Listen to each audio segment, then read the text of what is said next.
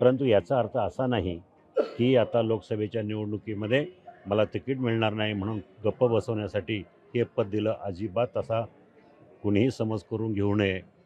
पद तुम्हाला मिळालं त्यावर पहिली प्रक्रिया काय असेल? खरं म्हणजे ही एक प्रक्रिया होती. म्हाडाच्या अध्यक्षपदी हे पद खाली होतं. पुणे विभागाचं अध्यक्षपद कित्येक दिवसापासून खाली होतं. परंतु मुख्यमंत्री आणि पंतप्रधानांचा जो ड्रीम प्रोजेक्ट आहे, गोरगरिबांना स्वस्तात घरं मिळणं, दर्जेदार घरं मिळणं आणि पारदर्शक कारभार करणं, यासाठी ही महत्त्वाची जबाबदारी माननीय मुख्यमंत्र्यांनी माझ्यावर टाकलेली आहे. परंतु याचा अर्थ असा नाही की आता लोकसभेच्या निवडणुकीमध्ये मला तिकीट मिळणार नाही म्हणून गप्प बसवण्यासाठी हे पद दिलं. अजिबात असा कुणीही समज करून घेऊ नये. मी 2024ला निवडणुकीत उभा राहणार, महायुतीचाच उमेदवार राहणार, याबद्दल तीळ मात्र शंका नाही.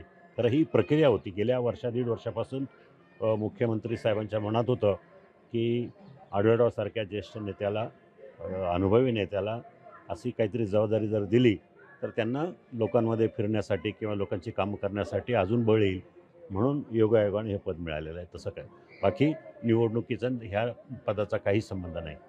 कोल्हापुरात हे अधिवेशन होते, आजचा दुसरा दिवस आहे. कार्यकर्त्यांना काय आवाहन कराल आणि इतर खरं म्हणजे काल आम्ही सगळ्यांनी शपथपूर्वक सांगितलेलं आहे की येणाऱ्या लोकसभेच्या निवडणुकीमध्ये 48च्या 48 जागा आदरणीय मुख्यमंत्री एकनाथभाई शिंदे यांच्या नेतृत्वाखाली जिंकायच्या आणि त्यासाठी तसं नियोजन करायचं आहे.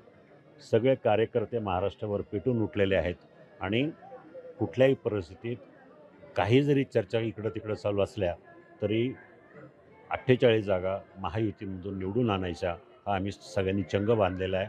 काल सगळे कार्यकर्ते ह्यासाठी पेटून उठलेले आहेत. शिरूर मतदारसंघामध्ये राजकारणातील प्रत्येक अचूक बातमीचे सर्वात आधी अपडेट्स मिळवण्यासाठी सरकारनामाच्या सर्व सोशल मीडिया प्लॅटफॉर्मला लाईक, फॉलो आणि सबस्क्राईब करा.